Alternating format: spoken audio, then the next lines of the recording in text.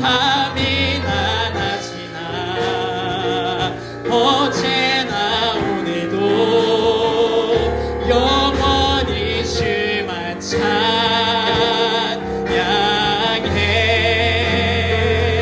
괴롭고 슬플 때 낭만하여 넘어져도 언제나 주만 찬양하겠네.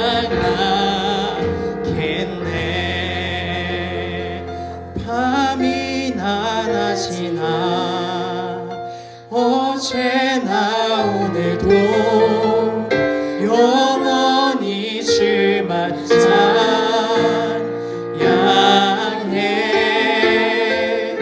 괴롭고 슬플 때 낭망하여 넘어져도 언제나 주만 찬양하겠네.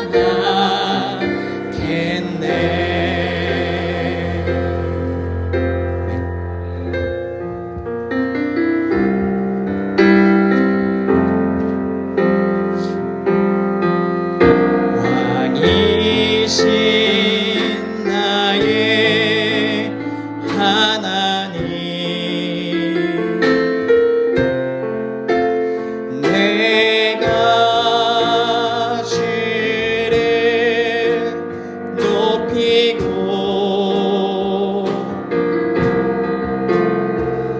영원히 주의 이름을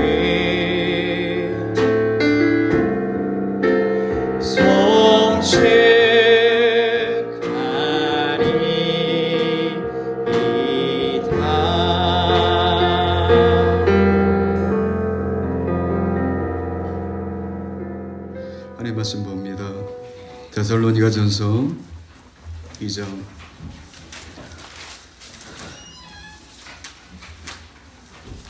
1절로 4절까지 봅니다.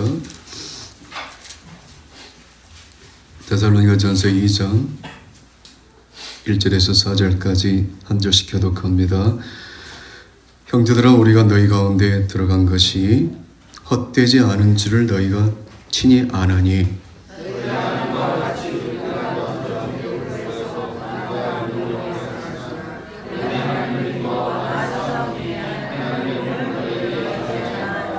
우리의 권면은 간사함이나 부정에서 난 것이 아니요 속임수로 하는 것도 아니라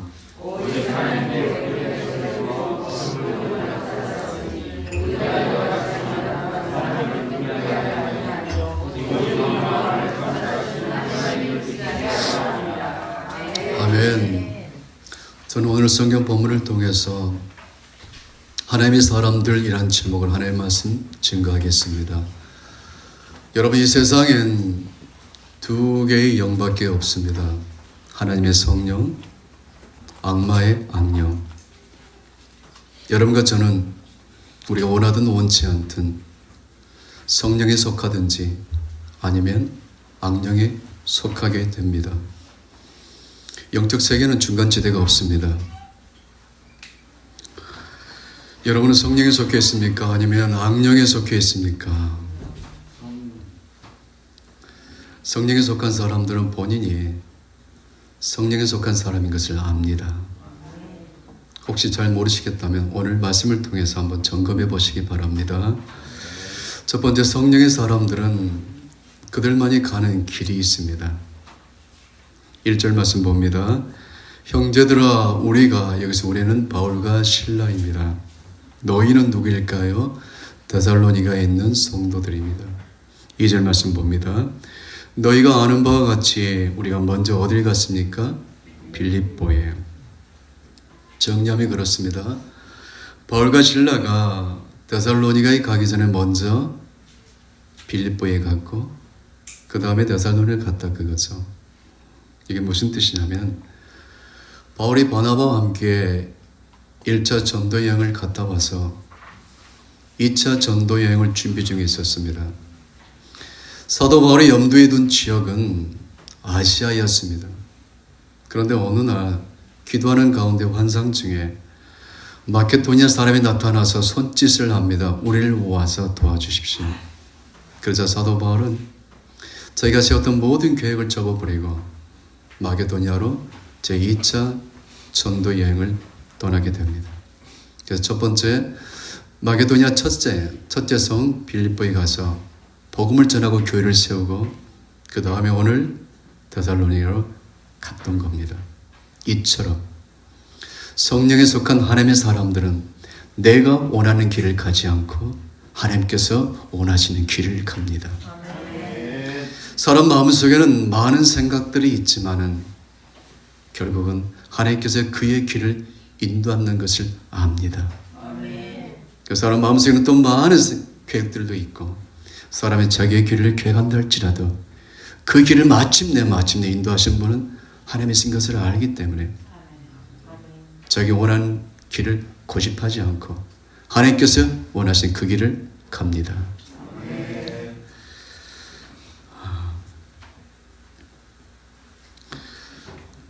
여러분 이 세상엔 길이 두 개밖에 없습니다. 참으로 많은 길이 있는 것 같지만 실상은 두 개밖에 없습니다. 악마가 이끄는 그 길이 있고 성령께서 인도하시는 길이 있습니다.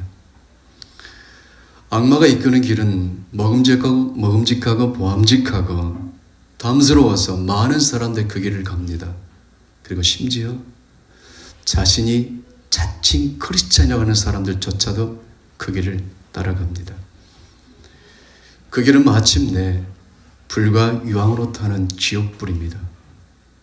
그러나 성령으로 인도하는 길은 좁고 협착해서 찾는 자가 적습니다. 여러분 어느 길을 선택하십니까? 아니 지금까지 여러분들 어느 길을 주도적으로 왔습니까? 넓고 평탄한 길이었습니까? 아니면 좁고 협착한 거친 길이었습니까? 여러분 숲과 다이아몬드는 그 화학 구조가 탄소 원소로 구성되었습니다. 똑같이. 그런데 어떤 것은 숯이 되고 어떤 것은 다이아몬드가 됩니다. 우리 믿음의 사람도 마찬가지예요. 어떤 교회는 평생 동안 숯으로 살다가 인생 끝내는 사람도 있고요. 어떤 성도는 다이아몬드처럼 빛난 보석처럼 살다가 인생을 아름답게 마무리하는 사람들도 있습니다. 여러분 가는 길은 지금 어떤 길입니까? 여러분의 욕심을 따라가는 길입니까? 아니면 하나님께서 원하시는 그 길을 가고 있는 겁니까? 성령에 속한 하나님의 사람들은 하나님께서 원하시는 그 길을 갑니다. 사도 바울이 다메섹에서 예수 믿는 사람을 잡으러 가다가 사도행전 9장에 보니까 거기서 예수를 만나게 됩니다. 그리고 그가 3일 동안 앞을 보지 못하다가 아나니아 형제의 안수로 인해서 비늘 같은 것이 벗겨지면서 앞을 보게 됩니다. 주님을 만난 그 기쁨이 얼마나 벅찼던지 그가 다메섹에서 복음을 전하기 시작합니다. 사도 바울이 진짜 가고 싶은 것이 어디였을까요? 하루속히 예루살렘에 가서 믿음의 사람들과 교제하면서 예수님이 어떤 분이었는지, 예수님께서 어떤 말씀을 하셨는지 그들과 함께 교제하고 그들과 함께 하나님 나라를 세워가고 싶었을 겁니다. 그런데 하나님께서는 사도 바울을 그쪽으로 인도하지 아니하시고 아라비아 광야로 인도했습니다. 거기서 무려 3년 동안. 그리고 나서 사도 바울을 다시 다소 사도 바울의 집으로 보냅니다. 거기서 약 7년 동안 머물게 됩니다. 하나님께서 원하시는 그 길은 약 10년 동안 나름대로 바울을 훈련시키는 시간이었습니다. 그 시간이 경과되자 하나님께서 바나바를 그곳에 보냅니다. 그리고 바나바가 바울을 데리고 안디옥 교회에 가서 안디옥 교회를 섬기고 그리고 바울은 바나바와 마가와 함께 1차 전도 여행을 떠납니다. 성령에 속한 하나님의 사람들은 철저히 하나님께서 인도하시는 그 길을 따라갑니다. 아멘. 두 번째 봅니다. 성령에 속한 하나님의 사람들은 반드시 감수해야 될 게 있어요. 그게 2절 말씀입니다. 2절을 보면은 고난과 능력에 동그라미 칩니다. 능력이 무엇입니까? 억울하게 매맞고 수치와 모욕을 당하는 것이 바로 능력입니다. 아까 말씀드렸듯이 이 세상은 영이 두 개밖에 없습니다. 성령에 속했든지 아니면 악령에 속했든지. 그러므로 성령에 속한 사람들 악령이 마귀가 가만두려고 하겠습니까? 집어삼키려고 이를 갈고 눈을 벼르고 있을 겁니다. 그런데 하나님께서 어느 정도의 범위를 정해주고 마귀에게 허락하신다면 마귀는 합법적으로 치고 들어와서 우리를 죽이고 멸망시키고 파멸시키려고 합니다. 여러분, 그리고 지금 지구촌의 모습을 한번 생각해 보십시오. 5개월 만에 호주 산불이 꺼졌습니다. 5개월 만에 호주 대륙의 산불로 고통하고 있었습니다. 그리고 코로나19로 지금 지구촌이 심한 힘든 가운데 있습니다. 설상가상으로 메뚜기 떼가 아프리카와 이란과 파키스탄의 모든 농작물을 먹어치워 버렸습니다. 최근에 과학자들이 이렇게 예견합니다. 앞으로 머지않아 슈퍼 화산이 분화할 것이다. 메가급 쓰나미가 몰려올 것이다. 강력한 지진이 발생할 것이다. 이 모든 것을 하나님께서 허락하신단 말이에요. 은혜와 사랑에 풍성하신 하나님께서 왜 허락하실까요? 그것은 기독교 역사 속에 답이 있습니다. 기독교 역사를 보게 되면은 고난과 능력과 환란이 있을 때 성도들의 신앙이 보석처럼 빛나고 아름다웠거든요. 그래서 하나님께서 허락하십니다.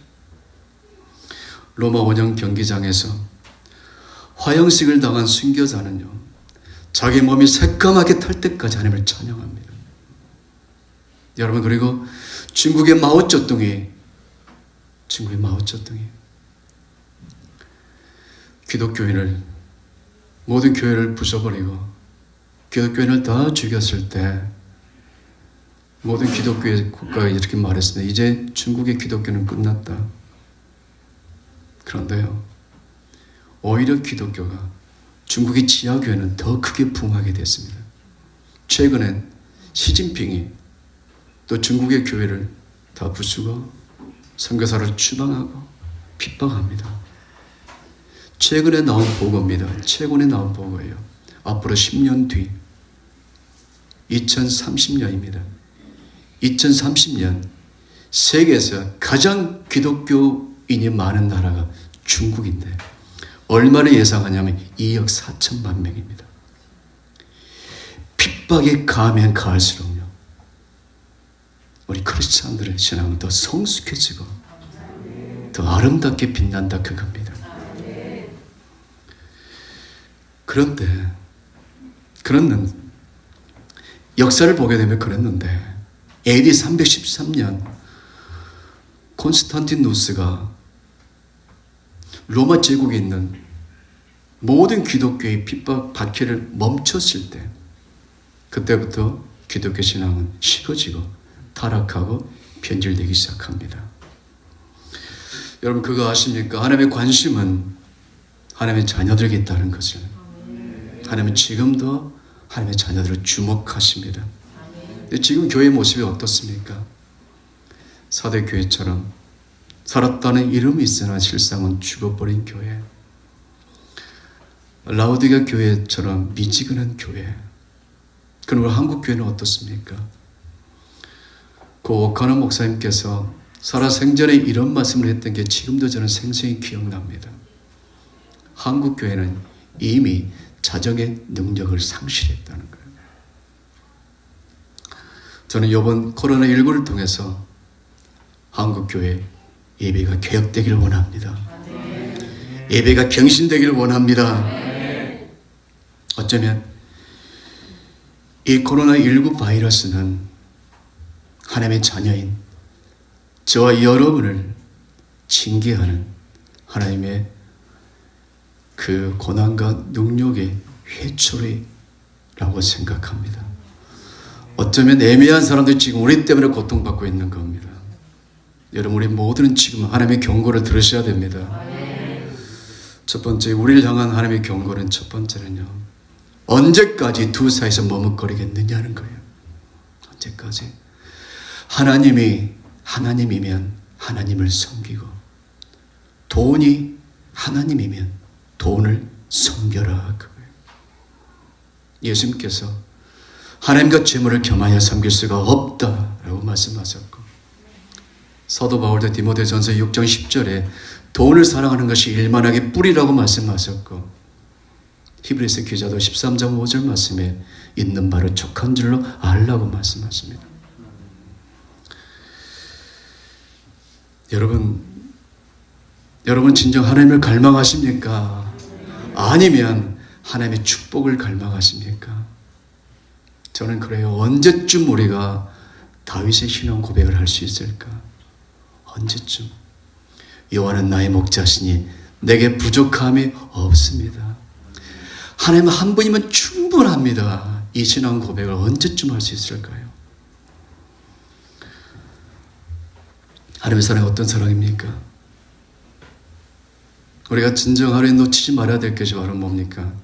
그 사랑, 그 은혜, 그 은총을 놓치지 않는 묵상입니다. 하나님 아버지께서 당신의 품에 독생한 그 예수에게 악취나고 역겹고 더럽고 추악한 이 죄를 전가시키고 그 아들 죽이고 나를 살리신 그 아버지, 증량할 수 없는 그 사랑, 말이 안 되는 그 사랑, 기가 막힌 그 사랑 놓치지 않길 축원합니다. 두 번째 하나님의 경고는 이겁니다. 야고보 4장 4절입니다. 세상과 벗된 것이 하나님과 온수됨을 알지 못하느냐. 세상 즐거움과 세상 쾌락이 우리 영혼을 갉아먹는다는 것을 아십니까? 왜 기도줄이 안 잡힐까요? 왜 말씀을 들어도 감동이 없을까요? 나도 모르는 사이에 내가 세상에 오염돼서 그럽니다. 사도 요한이 요한일서 2장 16절 이렇게 말씀하셨습니다. 이 세상의 모든 것은 육신의 정욕과 안목의 정욕과 이성의 자랑이니 이 모든 것은 악마의 영으로부터 나온 것이다 라고 말했습니다. 목자가 양과 염소를 분별하듯이 이제 다가올 환난 시대에 하나님께서 성령에 속한 사람과 그렇지 않은 사람을 정확히 분별하실 겁니다. 이제 그 머지않아 닥칠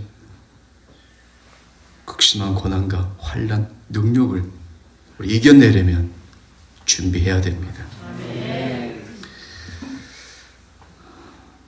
곧 다가옵니다. 성경에 이렇게 나왔잖아요. 그날에 많은 사람들이 배도의 길로 간다고, 배격한다고요. 배교의 길에 들어선다고요. 왜요? 그만큼 이제 다가올 그 시대는 환난과 능력의 시대이기 때문에 그렇습니다. 준비하시길 축원합니다.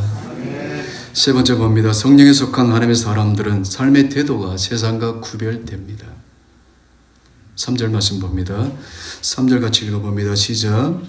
우리의 권면은 간사함이나 부정해서 난 것이 아니요 속임수로 하는 것도 아니다. 간사함, 부정함, 속임수가 아니라 진실하다 그거예요. 즉 바울과 실라처럼 성령에 속한 하나님의 사람들은 간사함이나 부정함이나 속임수가 아니라 그의 삶의 태도가 하나님 앞에 진실합니다. 예수님께서 처음 빌립을 제자로 삼았습니다. 그랬더니 빌립이 자기 친구 나다나엘을 데리고 왔습니다. 그때 예수님께서 나다나엘을 보시면서 하신 말씀, 이는 참 이스라엘 사람이요 이 속에는 간사한 것이 없다라고 말씀하세요.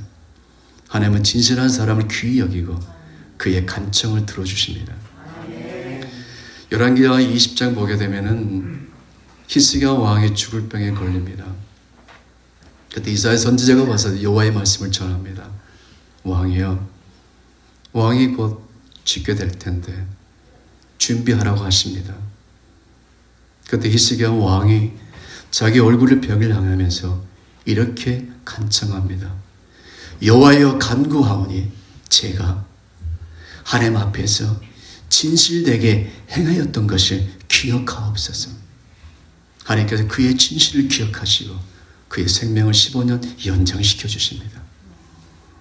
하나님은 진실한 사람을 귀하게 여기시고 그의 간청을 들어주십니다. 여러분, 예수님께서 왜 그토록 바리새인들을 싫어했을까요? 바리새인들은, 이 독사의 자식들은 누가 너희를 가르쳐 임박한 진노를 피하려 하더냐, 이 회칠한 부담이요.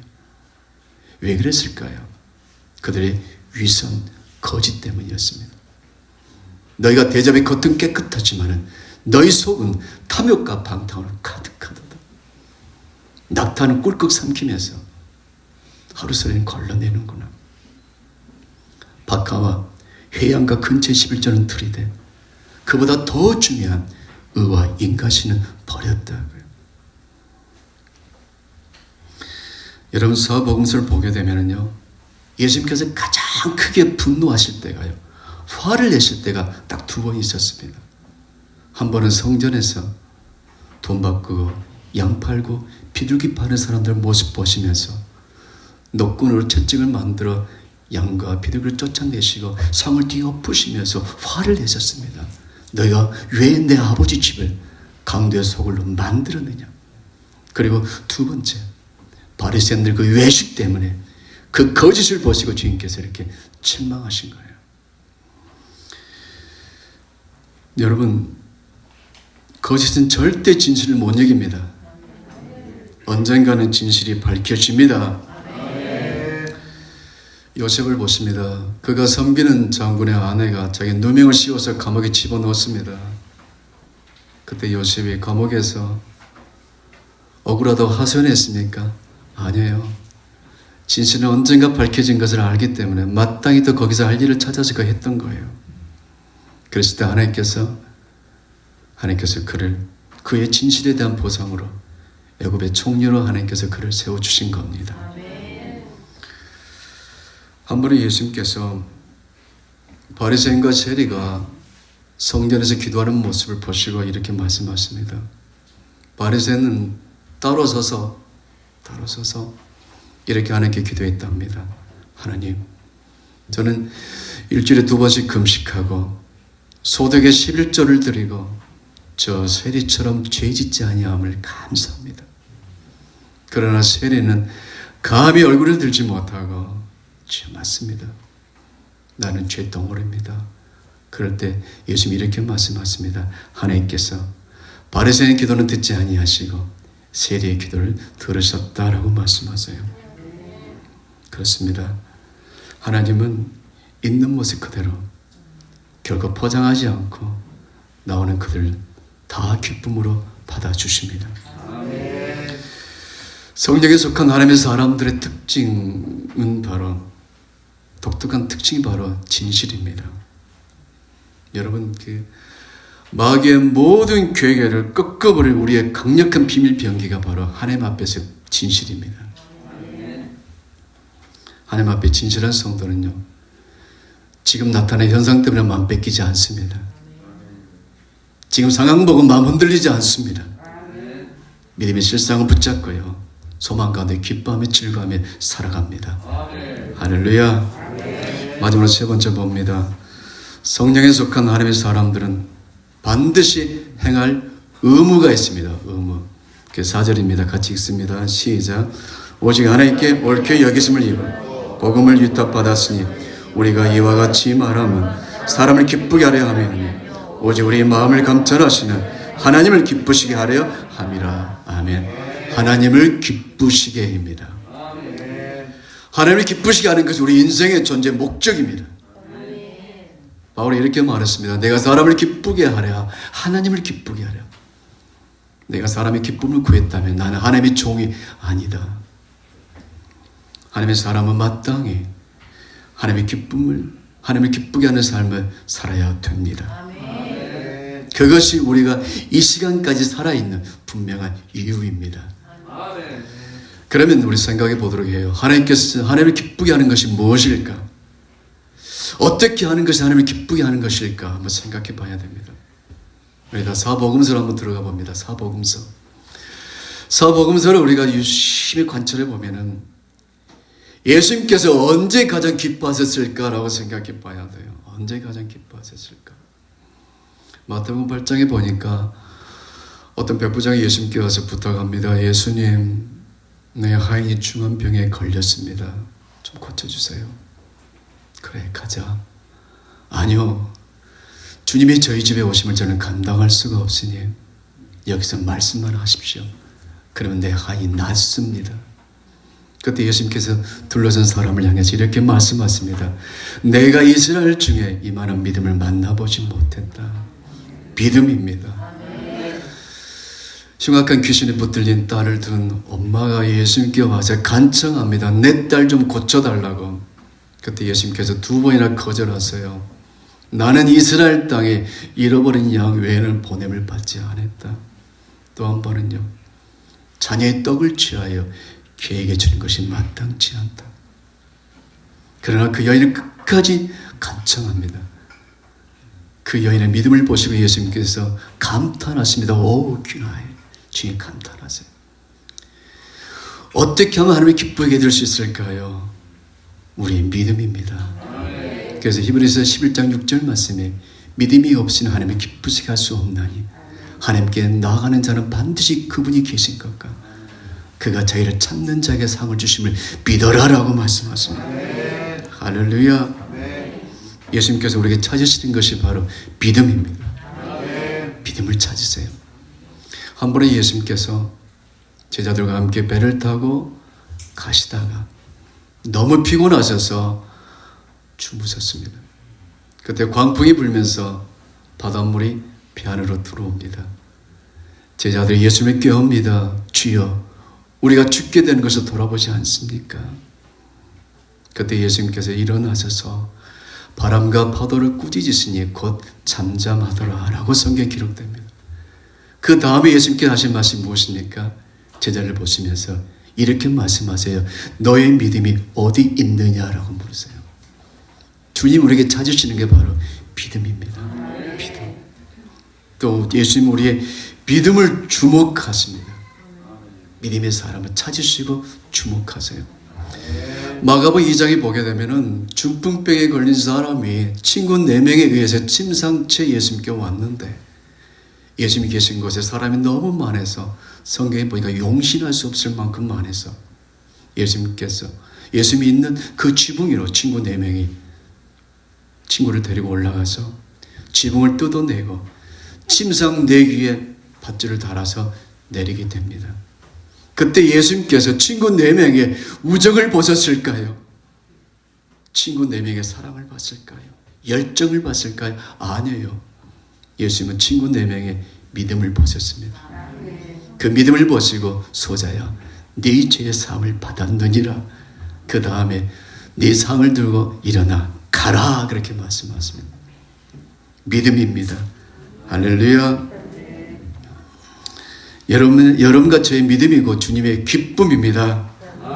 그러면 우리 믿음을 성장시켜야 됩니다. 로마서 10장 17절 말씀이죠. 믿음은 들음에서 나고 들음은 그리스도의 말씀이다. 그러므로 여러분 남은 삶 생명 걸고 말씀 읽어야 됩니다. 목숨 걸고 말씀 묵상해야 됩니다. 나도 모르는 사이에 믿음의 사람이 될 줄로 믿습니다. 정리합니다. 이 세상은 성령 아니면 악령입니다. 성령에 속한 사람은 첫 번째, 그들만이 가는 길이 있어요. 그 길이 어떤 길입니까? 내 욕심을 따라가는 내 고집의 길이 아니라 하나님께서 인도하시는 그 길입니다. 그래요. 우리 때로는 내가 원하는 길 가기도 해요. 내 욕심에 따라가는 길도 있어요. 가기도 해요. 그러나 마침내는요, 하나님께서 기뻐하는 그 길에 서 있는 나 자신을 발견하게 됩니다. 두 번째로요, 성령에 속한 하나님의 사람들은 반드시 고난과 능력이 올 것을 압니다. 그리고 그것을 감수할 준비가 되어 있습니다. 세 번째는요, 성령에 속한 사람들은 삶의 태도가 정확합니다. 하나님 앞에서 거짓된 것, 속임수가 없이 진실합니다. 네 번째, 성령에 속한 하나님의 사람들은 반드시 행할 의무가 무엇입니까? 하나님을 기쁘시게입니다. 여러분과 저는 성령에 속한 사람입니다. 아멘이죠? 아멘입니다. 그렇다면 이제 내 욕심의 길을 가지 마시고요, 하나님께서 기뻐하시는 그 길을 가시기 바랍니다. 그리고 두 번째, 고난과 능력이 왔을 때 피하지 말고요, 믿음으로 뛰어넘어야 됩니다. 그리고 간사함으로 살지 마시고 하나님 앞에서 진실하게 사시고 하나님의 기쁨을 위해서 달려갈 수 있는 여러분 남은 일상이 되기를 축원합니다. 기도합니다. 살아계신 아버지 하나님, 저희들 성령에 속한 하나님의 사람들로 세워주셨사오니 이제 우리에게 주어진 남은 삶, 내 욕심을 따라가지 말게 하시고 성령의 인도하심 그 길 따라갈 수 있는 우리 모든 식구들 다 되게 하여 주옵소서. 존귀하신 예수 그리스도 이름으로 축복하며 기도 올려옵나이다. 아멘. 지금은 우리 주 예수 그리스도의 은혜와 하나님 아버지 크신 사랑하심과 내주 감화감도 유로교통하시는 성령 하나님의 은총이 이제 남은 삶 성령에 속한 하나님의 사람답게 살기를 결단하는 사랑하는 성도들 심령과 저들 가정과 일터와 사업장과 주님의 교회와 이 나라 이민족 위에 지금부터 영원토록 함께 계시길 축원하옵나이다. 아멘.